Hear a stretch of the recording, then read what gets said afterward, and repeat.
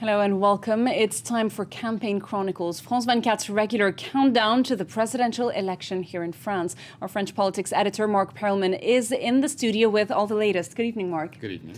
After a brief hiatus due to these Toulouse shootings, French presidential candidates are now very much back on the campaign trail. Absolutely. The campaign has resumed. Some would argue it never really stopped, and it resumed in no uncertain ways. But we just have to rewind, because today is interesting.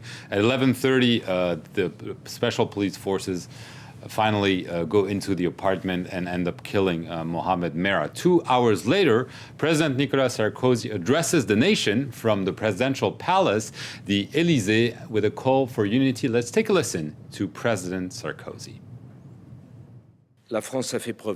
France has shown composure and determination. The country remained unified and united. Today, the French must overcome their indignation and anger. So this was around 1:30 this afternoon, and 5 hours later, Nicolas Sarkozy, the president, had morphed back into Nicolas Sarkozy, the candidate. He was holding a rally in the eastern town of Strasbourg, where he talked mainly about the need to reform Europe, but he also talked about the tragedy and warned those who might want to use it. Let's take a listen to candidate Sarkozy now. I'd like to say that these crimes were not committed by some madman, because a madman is irresponsible. These crimes were committed by a monster, a fanatic. A monster who's capable of finishing off in cold blood a wounded man and a little crying girl in a school playground. This crime serves no cause whatsoever, political, religious, or human. This crime damages all causes. So conservative militants were obviously pumped up seeing Nicolas Sarkozy on the campaign trail again after seeing the gravitas of the president for several more days. Here's the report from our Clovis Casalis, who was on site in Strasbourg attending the rally. The campaign has resumed, and Nicolas Sarkozy here in Strasbourg appeared more than ever ready to fight to get re-elected, attacking his rivals, the socialists, the far right, of course. During his speech, first and foremost, he wished to pay tribute to those police forces who helped put an end to the killings in Toulouse and Montauban. He said there was zero tolerance for those who attack the Republic, and he announced two measures. He wishes to punish those who visit regularly websites praising terrorism, and he also wants to send to prison the French citizens who go abroad to trend with fundamentalist groups, a firm message that seemed to please UMP supporters here in Strasbourg. There is a lot of emotion. He's going back to the principles of the UMP party. He's talking about what France is, the basics. Today, we felt carried by what he said, and I support him 100%. Nicolas Sarkozy came here as president, but also as candidate, a candidate who has a lot more to offer, he said, adding that he needs the UMP supporters to be fully behind him in order to build a strong France. So one thing we got from that, Nicolas Sarkozy is very much occupying the political space today. What about his main rival, François Hollande? Well, François Hollande, who has been a little bit paralyzed for the last few days, also just after the raid was over, gave a very short remark saying, he was pleased that it ended the way, paid tribute to the police and to the families of the victim. But tonight he was in Aurillac in central France, and he talked very much about the need to reinforce the Republic, and he made no secret. He said that the right was always good at teaching lessons, but never learning from them. He said also that those who claim the left is too soft on crime, on immigration, on terrorism, are not telling the truth. So clearly very determined François Hollande, who also responded to those new proposals, law proposals from Nicolas Sarkozy, saying they were essentially not useful. There are laws. They exist. Our penal code of justice was reinforced more than once to fight against threats. What counts are the means used to put the laws into effect.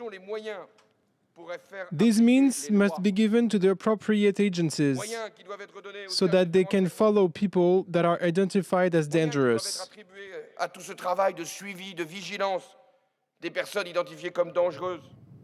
And Mark, it wasn't just the big guns sparring today. Their henchmen have also been trading barbs all along. Yes, really. They really never stopped. They never really stopped. They said, okay, there'll be a period of grief, and we won't attack each other. But clearly, they've traded barbs, and quite vivid ones.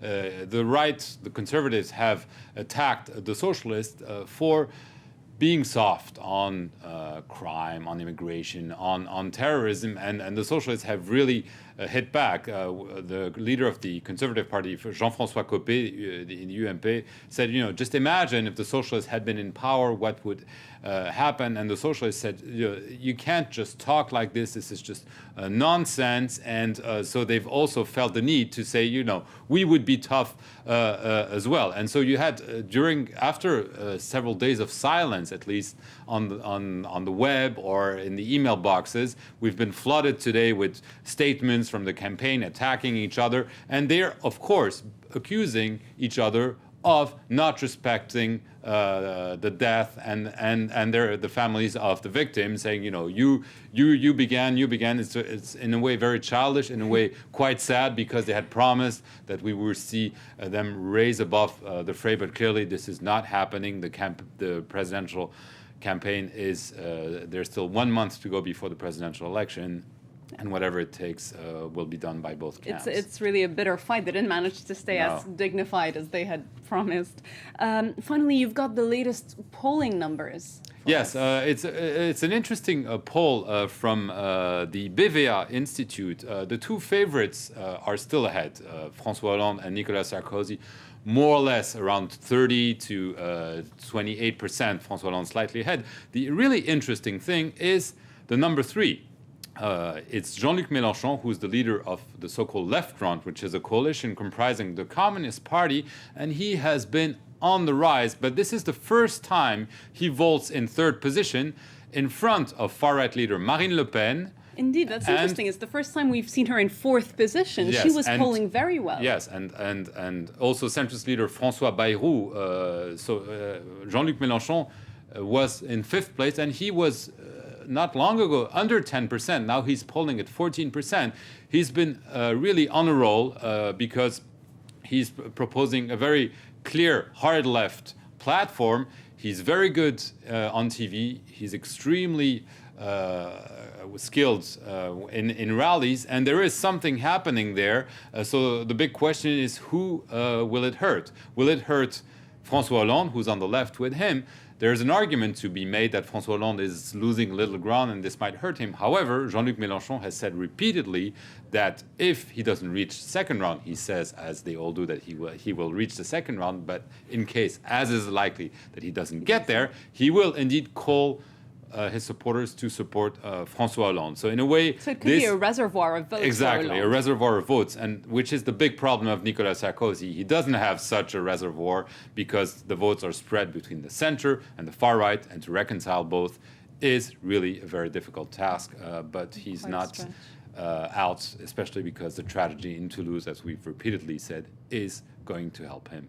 Let's wait for the polls to show that. Nicolas Sarkozy today appearing as both the president and the candidate. Mark Perelman, our politics editor on France 24, thanks very much for being with us. And thank you for watching. That was Campaign Chronicles.